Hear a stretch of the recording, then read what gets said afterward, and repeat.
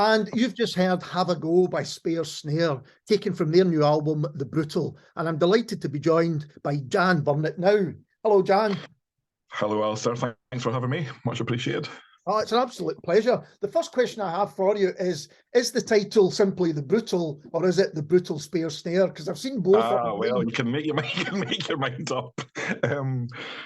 Yeah, officially The Brutal, but yeah, I'm a bit of a sucker for Pet Shop Boy titles where you can have it as Pet Shop Boys Please or Pet Shop Boys Actually. And yeah, so there's probably a wee nod to that in some way, but officially it's just The Brutal, yeah.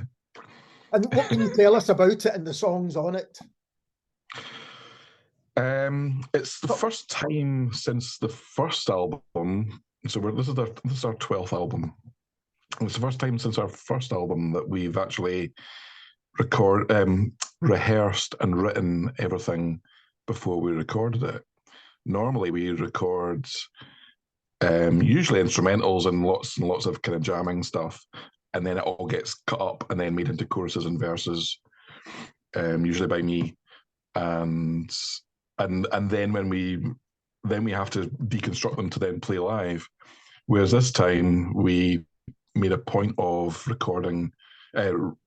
rehearsing and writing thoroughly over a year, because we knew Steve Albini was going to be recording it, and for the second time we've used him or worked with him, and you can't be under rehearsed for him. And you have him for a finite time. You're paying for him, so you want to use him as much as you can and have us totally down. So I mean, there was a lot of we probably ended up with like 13 or 14 tracks over 6 months, cut them down to 10, rewrote or rearranged quite a lot. Certainly in terms of words and stuff, I cut out lots of words and kind of made a point of every word actually counting, I suppose. And that way, after 6 or 7 months, then we knew which ones we were really kind of to nail down for rehearsing. Then we took them to the studio and we recorded in Leith at Post Electric, which is Rod Jones's studio in Leith. Mm-hmm. Rod kindly agreed to be assistant engineer. He's very much a producer himself, so that was a bit strange, but it was lovely. And and a good week was had just getting it done. Got a couple of nice guests on the record, playing horns, which was amazing experience. Never really done that to that extent before, and certainly not with kind of that kind of quality of name as well. And we ended up with a record. And that was back in October. Yeah. And normally I would be, I'd like to have probably had the album out January, February, but with the lead-up times to vinyl being what they are, sure. And then I managed to get do a P&D deal with a company called Republic of Music. That means pressing and distribution deal. So they think they're going to sell enough records to pay for it and make a little bit of money. So they paid for the pressing, which is great. And their distribution's really strong as well. So they actually use Universal's distribution, which means it's now appearing on, like 2 weeks before release, it's now appearing on websites that I wouldn't normally get on for pre-orders and stuff like that. So that's everything they've said they would do so far they've done, which is amazing. So I can't complain. It's a nice kind of short and sweet deal, which will roll over if we get on, and so it's all going as planned. Sounds like there's a master plan. Sounds like there's a master plan. There's not there's a vague one, but you can only do what you can do. I was on your Bandcamp site earlier on today, and it is, some of your packages, which are t-shirt and vinyl packages, are already sold out, so it must be doing well. Yeah. I mean, I only allocated myself so many to do, just because I want to sell as many as I can through the shops as well. But we've got a real core fan base through Bandcamp that I probably spam them too much with stuff, but I like them to keep. I like them to know. I'd rather they knew than they didn't. So no, if a surprise comes up in terms of a gig or whatever, I'd rather let them know than not let them know. So apologies in advance for the spamming. But yeah, no, it was nice to do bundles. People seem to like the bundles because they're exclusive. Mm-hmm. And yeah, it's a good way of, because what they don't realize is, they're doing a pre-order, so they'll get their record, they'll get their CD, or they'll get their T-shirt or whatever along with it. But actually, they're funding the tour by paying the petrol, so so it helps as well. It all kind of self-generates. So if they want to see you play live, they're gonna go. Yeah, I mean, I probably should have done some kind of a bundle and you get a ticket. But we're actually using quite a lot of different promoters for this tour, so that would have been a bit of a minefield to kind of organise. But maybe for the next one, if we have one kind of overall umbrella promoter, then that would be an option. Actually, we could do something like that. Because you mentioned before we started recording that you're going to do a short tour of England and then come back up the road and do some Scottish dates, which I'll let people know after the interview goes out. Yeah. Are you looking forward to that? You're looking forward to playing live again? Yeah, because I think people, I don't know, people don't realise we don't actually play very often at all because we all have real jobs. So we did a couple of gigs in September as a kind of warm-ups for recording, which kind of worked, kind of didn't work because one of us got COVID, so we couldn't actually play them all live as planned to record. But actually, it probably suited us in terms of getting an audience reaction on songs we didn't actually expect to get an audience reaction on. I was like, okay, that one, people seem to like that one. That's good. Tick. So no, it did work, but we hardly play live because of real life. And we'd love to play loads. We'd love to do festivals. We'd love to do, but it's just, we don't have an agent.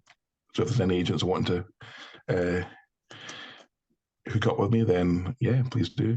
But no, it's just really down to real life. So I'd rather have the opportunity to record and do another record. And if we can play live around it, then great. But recording takes a week and a bit out of your holiday schedule as well of your year.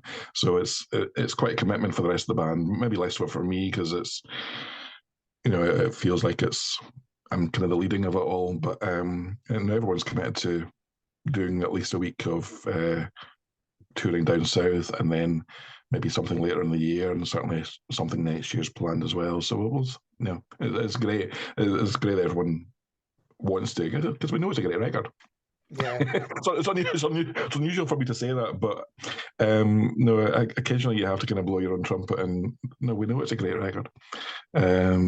I'll help blow your trumpet because I've heard it as well, and it is a great record. Thank you. But we made a point of it. There was a couple of tracks that maybe we could have gone on it that we chucked straight away. It was like, that's just there's a bit of a feel for that as well. So I'm really chuffed with the album, and if nothing else ever came out, that would be a great album to kind of end on, I think. But no, come and see us live because we're brilliant. Now, you mentioned earlier it's the second album you've made with Steve Albini. How did that come about, and why does he think it works? Why have you done it again? Well, he's lovely. He's going. We have a similar we're similar ages, I suppose. He's maybe a year or so older than us, but similar kind of outlook and similar kind of stupid sense of humour as well, actually, I suppose. But originally started with so I live in Glasgow, and the rest of the band are pretty much based in Dundee. So I'd go up to rehearse. I think we were rehearsing for a gig, and actually it was a friend had sent sort of some written down interview questions, which I was answering on just like typing in on the train going up to Dundee. And one of the questions was, who would you like? No, the question was, what have you never been asked? And what's the question? And the question was, and my question was, no one's ever asked who I'd like to record us. and Albini was on the list along with Brian Eno and Dennis Ball. Right. And I was on the train up to Dundee, and I thought, you know what, I'm going to email Steve Albini from the train, because he's got a studio in Chicago. Why not? So I did. And it was obviously filters. So I got a filter, which was his kind of PA looks after the studio and stuff. And after 2 or 3 interviews, 2 or 3 emails, Steve Albini chips in on the emails, obviously reading them, going, well, if it's Spare Snare I know from the 90s, I'd love to work with you. Wow. So I could turn up at the rehearsal with the guys going, look what I've got. This email from Albini going, and then we had to work out, how do we pay for him? So had a bit of a chat.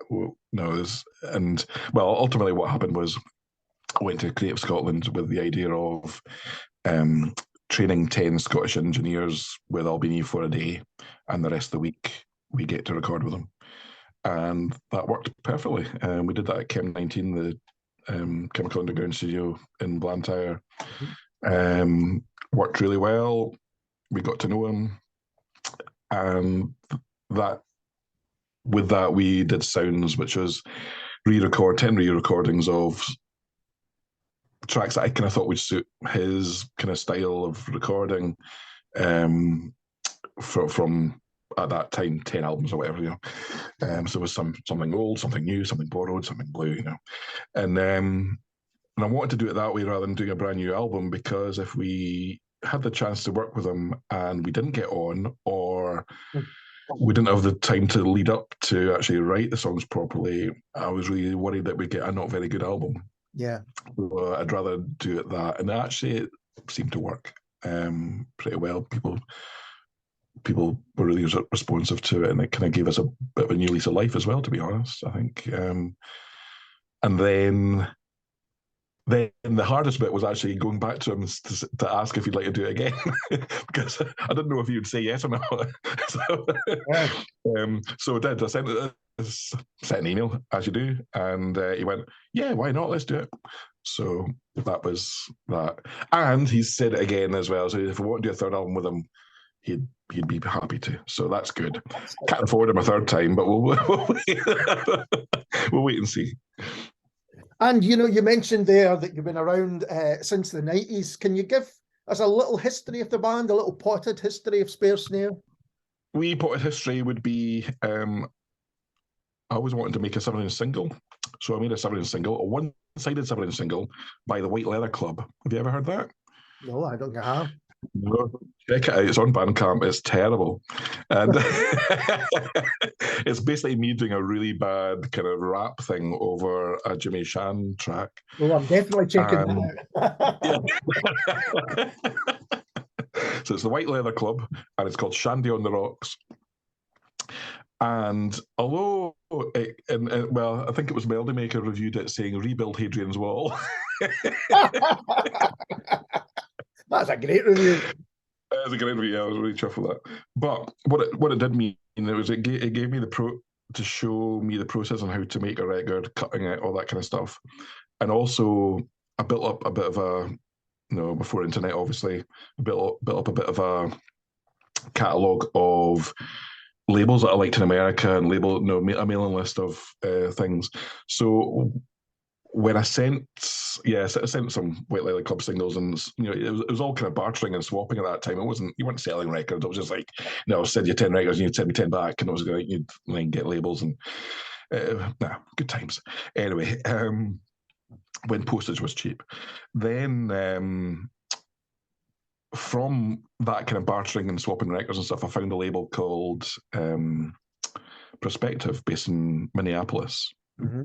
Who released a whole load of kind of great garage singles in the 90s. And when the first Spare Snare single happened, which was just me on a 4-track, double-sided, painted sleeve, all the usual kind of stuff, I sent it out to, I made 100. They actually pressed 110, right? So you had 10 extra, which I think I had to pay for. Okay. Sent them to John Peel, sent them to everywhere. John Peel sent me a postcard. No, phoned me actually, and said really like the record. I think I got a postcard from him as well. Sent the label in Minneapolis, and Minneapolis label said, "This is great. We'd like to release it." Okay, brilliant. So they did their own slightly different mix of it and their own sleeve and stuff. And then they did a second single, again, just me on a 4-track. Then they came to me saying, "So, I'd really like you to come over and play live." And I was like, "Well, there's no band." So so I created the band. It sounds like some kind of pop idol thing, but created a band with friends, Paul, who played guitar, Paul Esposito, who played guitar, Alan Cormack, who played bass, still in the band, is playing guitar with us at the moment, and Barry Gibson, who's playing drums and plays a bit of bass, playing drums with us at the moment, still around, still work, key members of the band. Anyway, so there was 4 of us, and we did 6 gigs in Scotland, learning tunes, and then we went to America and did another 6 gigs. So we landed totally on a budget, landed at New York with guitars in hand,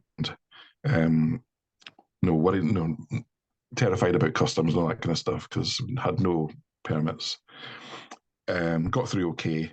Got a Greyhound bus from New York to Minneapolis. Now, if you know how big America is, that's quite a journey. Then we hired a sort of a Spas big kind of car thing, played Minneapolis, and then worked our way back to New York, and ended up at New York playing the CMJ Festival, which I believe is coming back again as a sort of a semi-hours like College Music Journal festival in New York.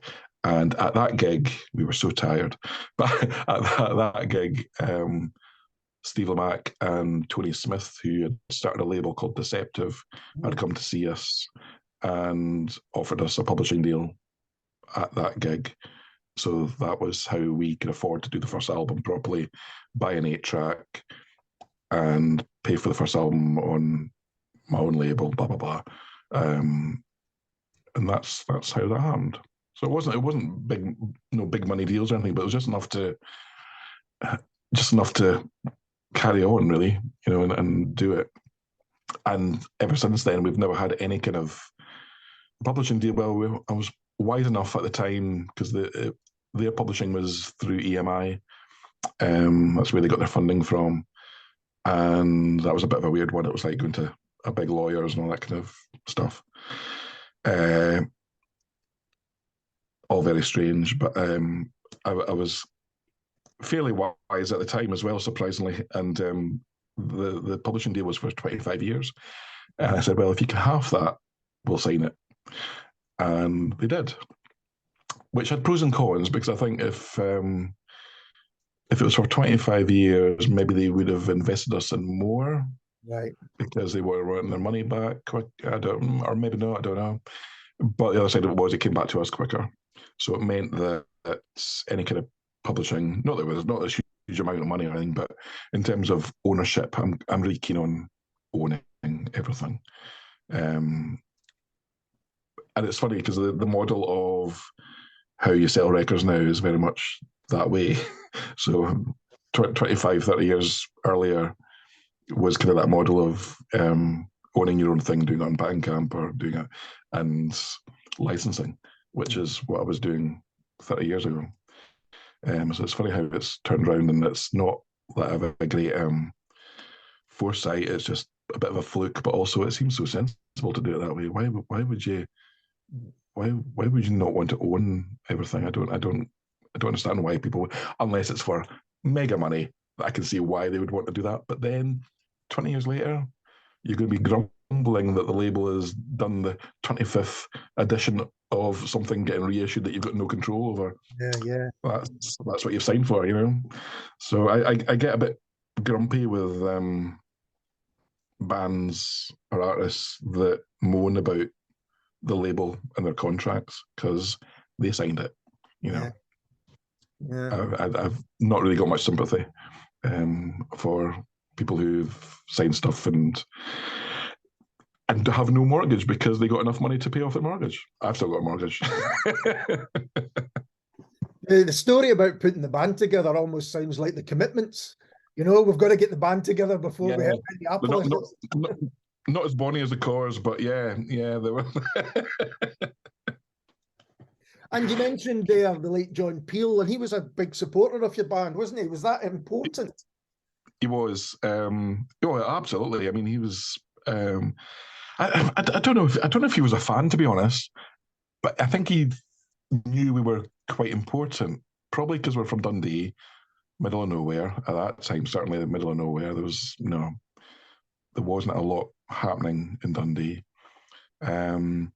Probably because we had the balls to do it, and so many other bands want someone else to help them rather than do it themselves. And yeah, met him a couple of times. It was lovely. And we ended up doing three Maid of Ale sessions for him, and Live at Reading was introduced by him on his John Peel tent, which was then I swore a wee bit on live, as you do, you know. So the actual gig that went out is about 10 minutes shorter than it should be. That went out on air. But I've got the original master, and if you happen to buy the BBC Sessions box set that came out a couple of years ago, there might be a hidden track of the whole Reading session on there with some John Peel and Steve Lamacq chat about us. So. Fantastic. There you are. Available now on Bandcamp. Get it before it sells out as well. Jan, thank you so much for taking the time to talk to me. I do love the album. I've been playing it this week, and so all the best for that, and all the best with the gig as well. Thank you. Cheers, Alistair. Appreciate that. And this is the almost title track from The Brutal. This is Spare Snare and Brutal.